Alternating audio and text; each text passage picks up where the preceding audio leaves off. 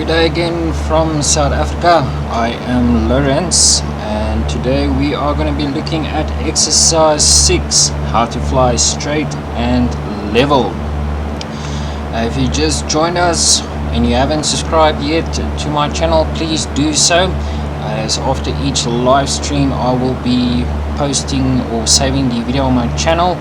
So if you're unable to join us on the live streams, then you will be notified as soon as the next video is available for viewing. So without further ado, let's get into exercise 6, straight and level flight. So the objective for today is to actually maintain our aircraft in a straight and level manner when we are flying towards a certain point. So first thing, as I discussed in previous exercises, in the ideal aircraft flying position, if you put your hand on the dashboard right here vertically, then the top of your fingers should actually then just touch the horizon. This is your 4-finger attitude for straight and level to maintain.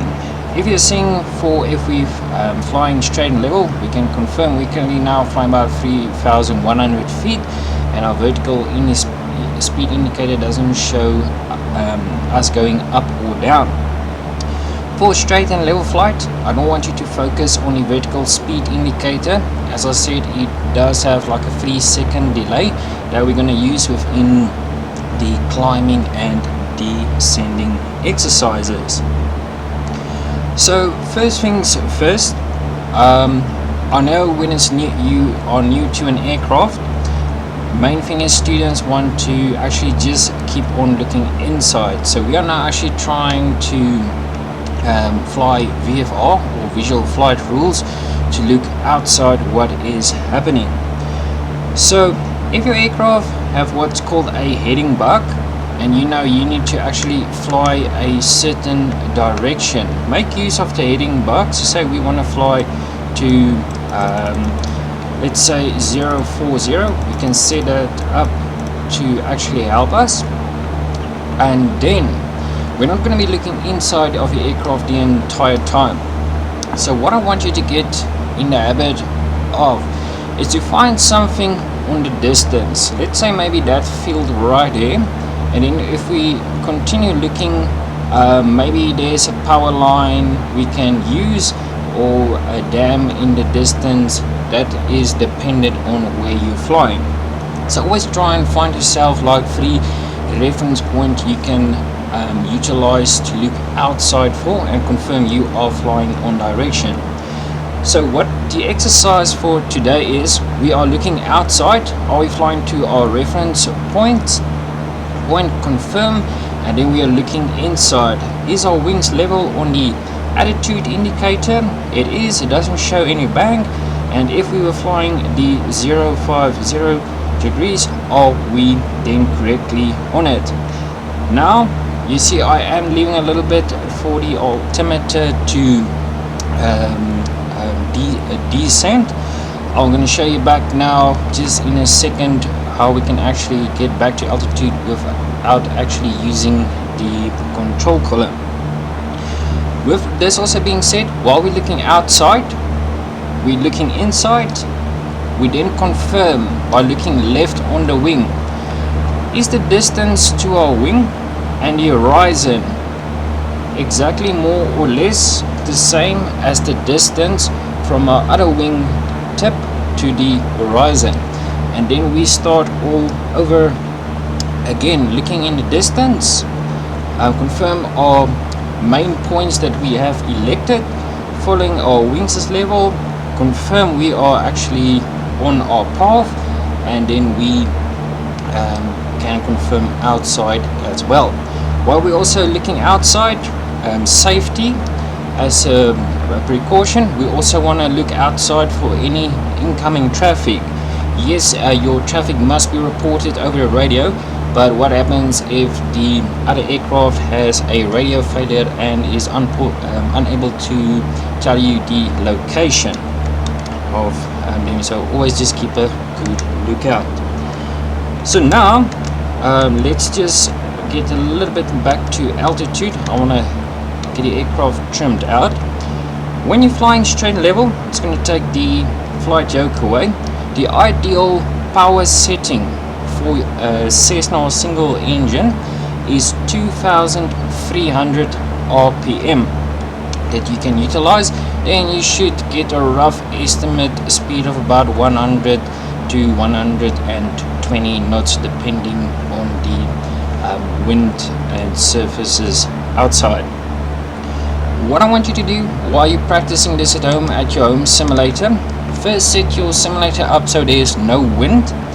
Thereafter, once you have more or less the idea of how the processes or flows follow, I want you to set about a speed of about 6 to 9 knots, and the wind direction can be from any direction, just to give you a little bit of workflow to utilize and practice on. So that's the main controls. When we're flying straight and level, we want to make gentle corrections on the control column. Remember, when you're flying in an aircraft, sitting in front, you do not feel the actions of the input that much as people at the back, due to that arm from the center of gravity. So people sitting at the back, passengers, to make it nice and smooth for them, you try and make all your corrections and input as smooth as possible. So that being said, is if you need to lower the nose slightly to get to 3000 feet, just gently push down on the or push forward on the control column to lower the nose towards the landing gear, and then wait for 3000 feet, and then you can gently release the pressure and trim the aircraft out. We'll speak about trim now in a moment. Same if you are under 3000 feet, and you can just raise the nose slightly towards the canopy until you are satisfied with your height, and then gently lower the nose to maintain a altitude of your choosing. Now remember, we've got a trimmer as well. The trimmer will locate it here. What I want you to do is, I never want to see you make this rapid movement of the trimmer. That is way too much and just overusing the trimmer. So first things first, like in the previous exercise, you actually hold the position you require.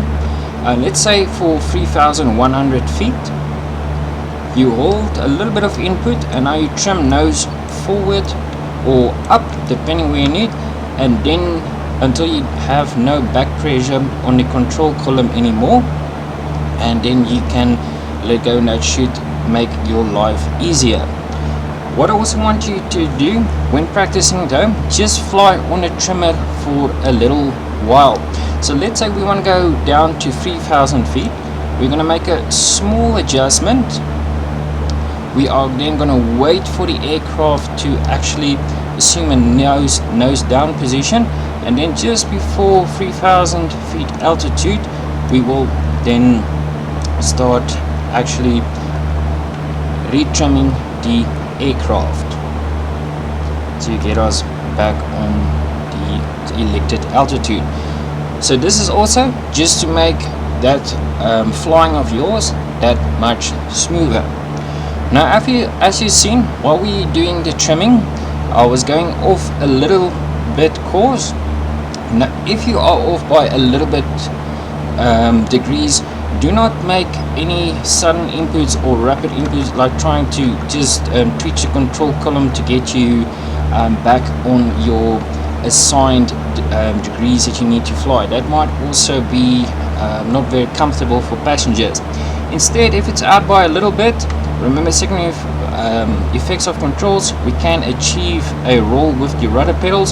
So if you don't require that much input of roll, just apply a little bit of right rudder, wait for the aircraft to actually get onto our selected degrees heading, and then gently release.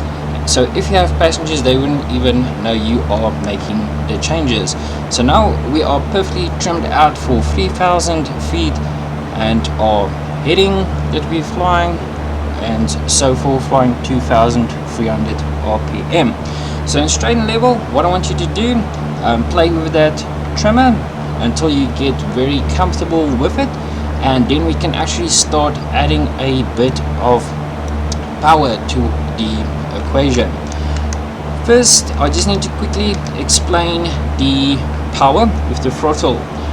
Remember, our wings is lift devices. Therefore, if we put lift devices into the relative airflow, the faster the air travels over our wing, the more lift is generated, and the less air is traveling over our wing, then obviously less lift is generated for us at low speed. So what we're going to do, you can practice this by taking your hands off the control columns and just by flying on the trimmer, rudder pedal and your throttle.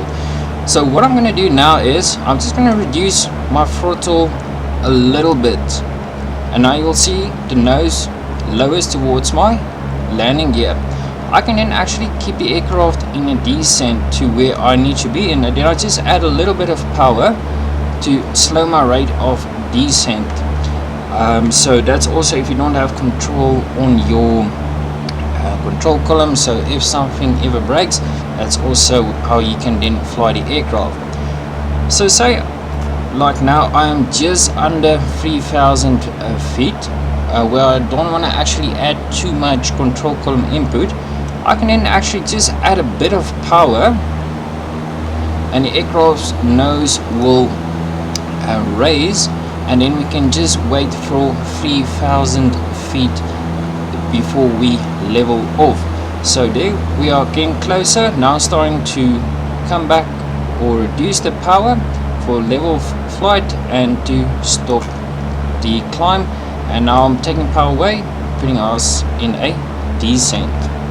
So what you can then practice at home is to actually fly at a certain altitude and then either go past a little bit or coming just below the assigned altitude, just to practice that throttle control. Because what we do in a real life situation, let's just go to 3500 feet here. I want to show you. So say we were in a climb. Okay, I'm just gonna keep it for there. Usually in a climb we go full power, but just now to demonstrate a sequence for you, I'm deliberately actually flying a little bit less power to demonstrate a point. So say we were climbing to 3500 feet, and now we've actually leveled off the aircraft, but we're not quite there on 3500 feet. What you can do then is add a bit of power, wait for the aircraft to gently raise its nose, get back to 3500 feet, and then you can reduce the power for 2300 RPM to maintain 3500. So your job now is to get accustomed to where you actually need then to come back on the power or add power as needed. So now we are a little bit high.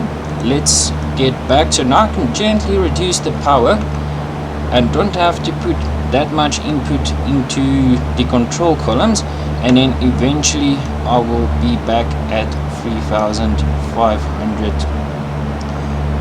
feet. So there we go. So you can see now a nice gentle descent to 3500 feet.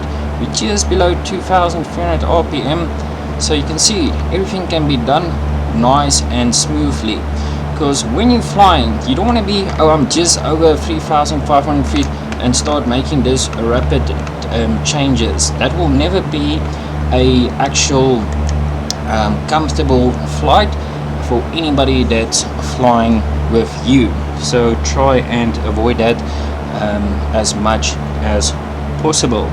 Perfect. So there's then the throttle control and how it actually assists. Now we will just quickly have a look at what the flaps is going to do for us in straight and level flight. it's also too important to actually fly with your, trying to maintain straight and level with your flaps during this time, because when we do get to the landing exercise, it's going to be vital that you actually maintain level flight with your flaps. So first thing what we are doing is we're going to make sure we are within the white arc before we can lower any flaps at this stage. So what I'm going to do, I'm going to go ahead and just reduce the power a little bit so we can get into the white arc. At the same time, just get the aircraft trimmed back. Okay, so our speed's decreasing. Okay, just a little bit more. There we go. So now I want you to take note of the distance between the horizon and our dashboard.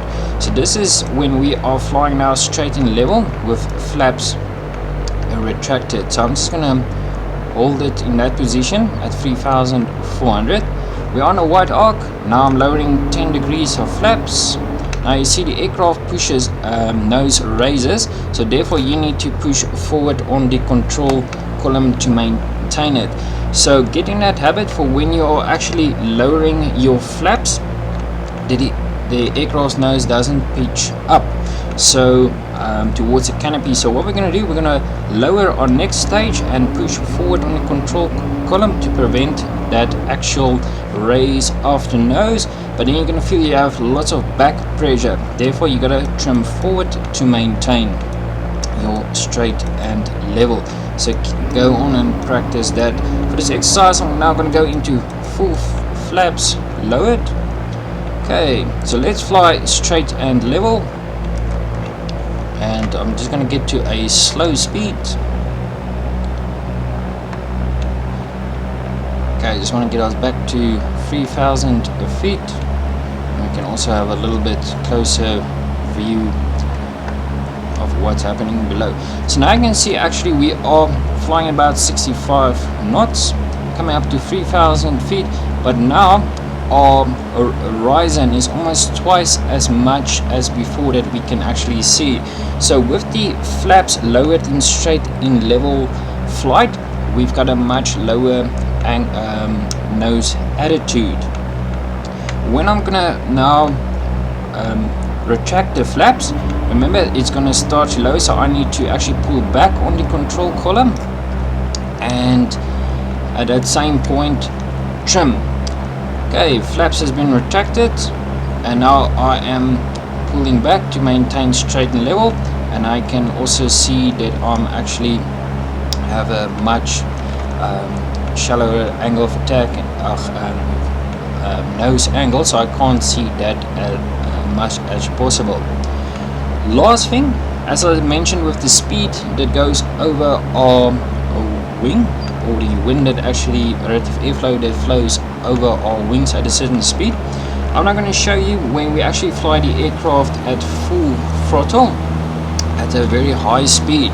It's almost going to look like we are trying to descend the aircraft in this position, but as you can see, the altitude actually remains the same. So here we can see actually we are in a negative angle of attack, but due to the relative airflow, that the speed that is actually flowing over the wind, it produces that much lift where we are actually able to point the nose of the aircraft down towards the landing gear and still actually maintain altitude.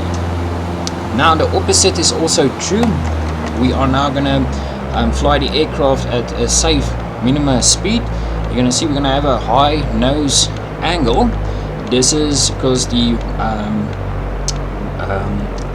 relative airflow now is producing much less lift due to the speed, so we need to increase lift by other means, and therefore by increasing the angle of attack of the wing, we will then actually produce more lift to compensate for the speed that we do not have of the wind that's flowing over our aerofoil at this point.